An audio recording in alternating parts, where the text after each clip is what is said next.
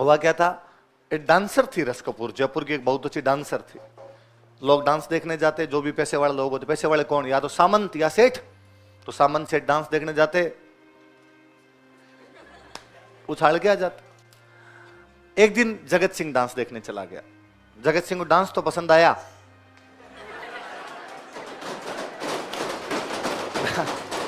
Dancer और आ गई, और जगत सिंह ने कहा कि बसंती आज के बाद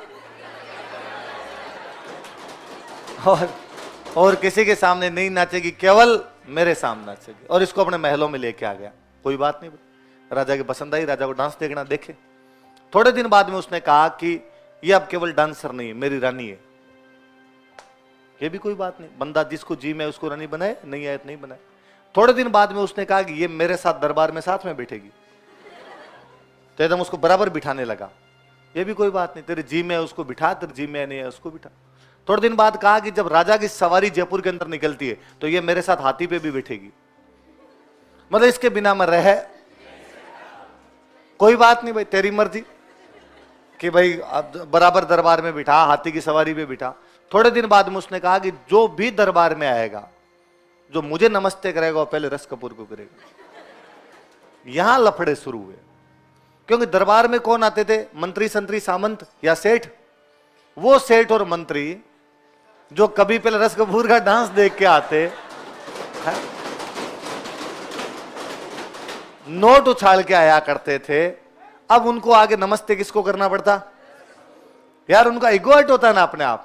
क्योंकि अब तक उन्होंने कभी रस कपूर को कहा होगा कि ये वाला ठुमका वापस से एक बार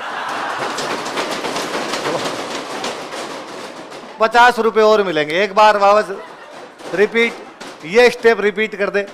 रस कपूर को एक के चेहरे याद थे। अब रस कपूर आराम से बैठी रहती, उधर से आया बेचारा कोई मंत्री, आगे उसने राजा पहले रस कपूर कहा कि मैम नमस्ते, फिर राजा को कहा कि सर नमस्ते। रस कपूर ने कहा मैंने देखा नहीं, दोबारा कर। रस कपूर ने हालत खराब कर दी थी आप। अब थोड़े दिन बाद में हुआ गिंगोली वाला युद्ध। गिंगोली का युद्ध हुआ तो जगत सिंह तो कहां चला गया, गिंगोली। अब साहब राजा की जगह संभालेगा कौन, उसने कहा रस कपूर। अब जयपुर की राजा ही कौन बन गई, रस कपूर। अब वो रस कपूर ही संभालती थी सब कुछ। अब वो संभालती तो वो एकदम यूं मंत्रियों को वैसे ही यूं चुटकियों में रखती। फिर ये मंत्रियों अगर उनको लगाया ये तो बेइज्जती हो रही है, अब ज्यादा हो रहा है एकदम। और फिर चौमू पड़ता है अपने चौमू पास में, या चौमू का एक सामंत हुआ करता था, वो एक दिन रस कपूर को पकड़ता है, नारगढ़ के किले में बंद कर देता है, गिरफ्तार कर लिया था, बंद करो अंदर, और बाहर गार्ड लगा दिए, गार्ड का बाहर निकले तो टांगे तोड़ देना।